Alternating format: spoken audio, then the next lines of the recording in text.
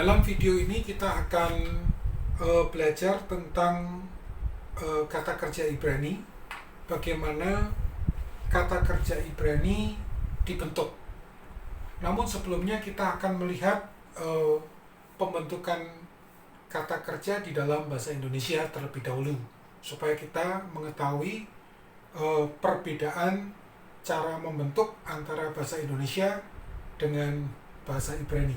Nah, di dalam bahasa Indonesia, jika kita menemukan beberapa kata kerja seperti ini: menulis, mengukir, mendikte, bersurat, kita akan menemukan bahwa kata dasarnya berbeda-beda. Menulis, kata dasarnya tulis. Mengukir berangkat dari kata dasar ukir. Mendikte berangkat dari kata dasar dikte. Bersurat berangkat dari kata dasar surat. Yang mana tulis tidak sama dengan ukir tidak sama dengan dikte, dan dikte tidak sama dengan surat. Artinya bahwa setiap kata yang ada di sini adalah berbeda. Nah, ini adalah pembentukan kata dan juga pembentukan makna di dalam bahasa Indonesia. Bahasa Ibrani memiliki cara yang berbeda. Nah, seperti apa? Kita akan lihat. Dalam bahasa Ibrani, pembentukan makna yang berhubungan dengan kata kerja dikembangkan dari stemnya. Nah, sebagai contoh adalah kata menulis. Kaf, tau dengan bet, stemnya. Nah, tadi kita menggunakan kata menulis, mengukir, mendikte, bersurat, yang mana setiap kata dasarnya berbeda dan tidak menunjukkan keterkaitan. Namun kita melihat di dalam bahasa Ibrani, stem kataf, yaitu kaf, taf, dan bet, pada semua kata yang kita gunakan tadi, yaitu menulis, mengukir, mendikte, bersurat, terlihat jelas di sini. Jadi di dalam bahasa Ibrani, prinsipnya adalah bahwa pembentukan atau pengembangan makna dikembangkan dari stem dasarnya. Nah, yang terjadi adalah permainan vokalnya dan juga penambahan dengan aksara yang lain pada stemnya. Ini prinsip.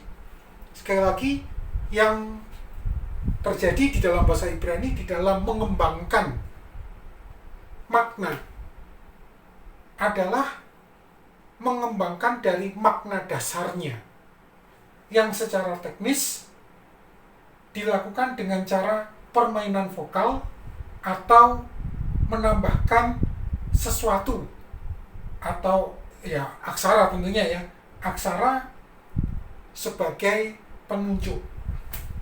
Nah, menulis adalah dengan cara untuk kata kerja yang strong vok atau kata kerja kuat ditambahkan dengan vokal AA, yaitu kames dengan patah. Ini menulis. Inilah yang selanjutnya menjadi bentuk yang kita sebut bentuk kal.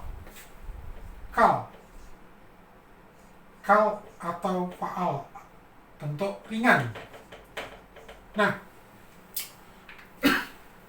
kal. Nah, bagi orang Ibrani, dalam bahasa Ibrani, mengukir itu sama dengan menulis, tapi disertai dengan tekanan. Jadi menulis, kalau menulis ini normal, makanya bentuk kal ini disebut sebagai bentuk normal. Tetapi kalau Mengukir adalah menulis dengan tekanan, dengan intensitas. Nah, jadi sama-sama menulis. Nah, modenya adalah dengan cara mengmodifikasi vokalnya dengan vokal hirek dan sere. Kemudian ada dages di konsonan kedua. Nah, ini kitef. Jadi bagi mereka kalau menulis adalah kataf, mengukir adalah kitef, dan bagi mereka menulis dan mengukir itu sama, berangkat dari stem kaf, taf dengan bet. Hanya saja mengukir adalah menulis dengan tekanan. Nah, ini disebut sebagai bentuk piel yang berarti intensif.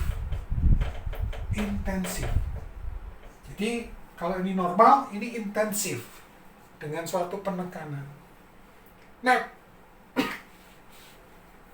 selanjutnya bagi orang Ibrani, mendikte sebenarnya juga sama dengan menulis. Kita lihat warna yang hitam bahwa stemnya masih terlihat jelas, yaitu kaf taf bet, juga kaf taf bet. Nah, dalam pemikiran mereka, menulis itu adalah mendikte itu adalah menjadikan seseorang menulis. Nah, jadi masih terlihat jelas apa hubungannya dengan menulis. Menjadikan berarti kausatif. Inilah yang disebut sebagai bentuk ifil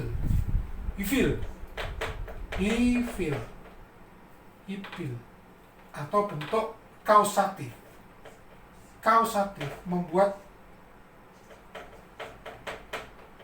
Membuat atau menjadikan seseorang melakukan apa gitu kan. Nah, dengan demikian antara menulis, mengukir, mendikte, kalau tadi kita di dalam bahasa Indonesia kita lihat kata dasarnya ini berbeda gitu kan, berbeda semua, ini tulis, ukir, dikte, dan tidak terlihat ide utamanya, clue-nya.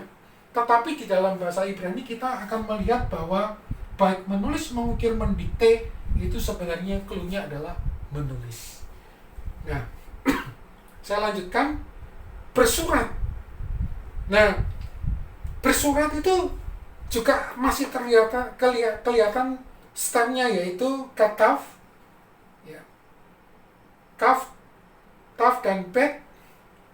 Nah, bagi mereka bersurat atau berkorespondensi itu adalah saling menulis. Nah, ini ditambahkan dengan hit.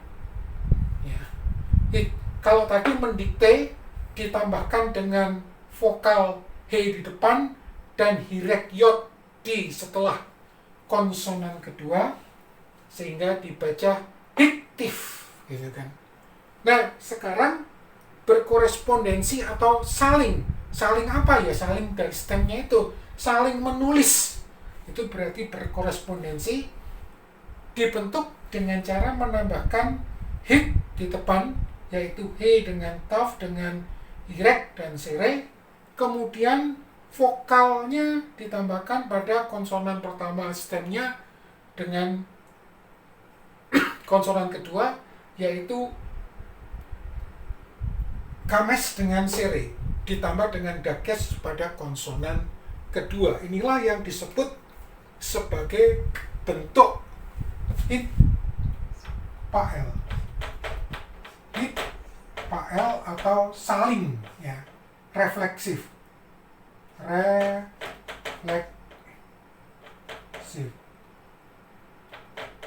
atau saling. Nah, sekali lagi bahwa di dalam bahasa Ibrani pengembangan makna itu terlihat sekali dengan cara mengembangkan stemnya. Secara teknis dikembangkan dengan cara memodifikasi vokalnya, menambahkan sesuatu aksara sebagai penanda yang mana stem atau sores masih terlihat semua. Nah, tentunya ini berbeda dengan sistem bahasa di Indonesia, sistem bahasa Indonesia dan juga sistem bahasa Inggris, bahwa dari sini nanti bahasa Ibrani terlihat jelas untuk kata kerjanya bahwa pengembangan makna dikembangkan dengan cara seperti itu. Nah, itulah makanya di dalam bahasa Ibrani ada bentuk kal yang merupakan normal, piel merupakan ketika kata kerja itu intensif dilakukan, gitu kan. Seperti tadi bahwa mengukir, yang kita sebut mengukir itu bagi mereka menulis cuma hanya dengan tekanan, gitu kan. Nah, begitu juga mendikte itu sama menulis, menyebabkan orang lain menulis, itu mendikte. Nah, dari sini vokal aksara H digunakan sebagai penanda dengan vokal direct yod setelah konsonan kedua, kemudian berkorespondensi, saling menulis, gitu kan. Nah, itu adalah dengan cara menambahkan hit sebagai awalannya, kemudian vokal kames dan sere dengan dakes di huruf kedua pada stem kata kerjanya. Nah, inilah yang membuat bahasa Ibrani, kata kerja di dalam bahasa Ibrani unik, karena sekali lagi bahwa pengembangan makna itu dilakukan dengan cara memodifikasi stemnya. Sekali lagi saya ulang, pengembangan makna dilakukan dengan cara memodifikasi stemnya, yang mana stemnya masih kelihatan, dan dilakukan secara teknis dengan cara menambahkan vokal, memodifikasi vokal, atau menambahkan aksara sebagai penanda untuk setiap bentuknya. Nah, Pak, apakah ini nanti akan berlaku terus? Ya, bahwa sistem ini yang disebut dengan binyan akan berlaku terus. Oleh sebab itu, perlu setiap mahasiswa yang mempelajari teks mengetahui paradigmanya terlebih dahulu seperti ini. Bahwa di dalam bahasa Ibrani, pengembangan makna atau membuat makna baru selalu dilakukan dengan cara pengembangan stem. Nah, sehingga nanti ketika kita menemukan satu kata, kita harus telusuri sebenarnya ide dasarnya atau stemnya itu apa.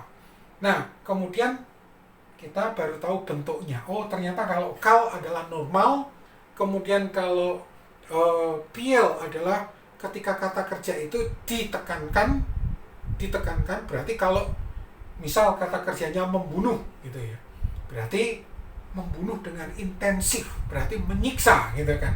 Nah, membunuh dengan menyiksa dalam bahasa Indonesia stemnya beda, gitu kan. Nah, tetapi kalau dalam bahasa Ibrani katal, gitu, sama ya.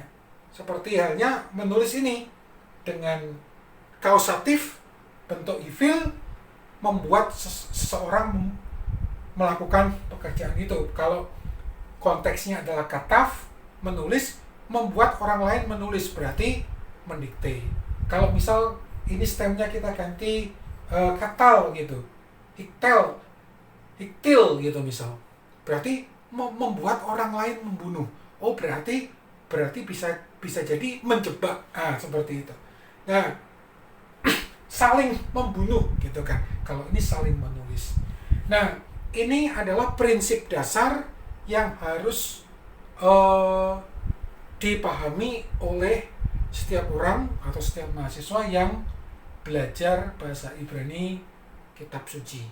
Cluenya adalah dua hal, yaitu pengembangan makna dilakukan dengan cara mengembangkan stemnya. Kedua, yang secara teknis dilakukan dengan memodifikasi vokal atau menambahkan aksara.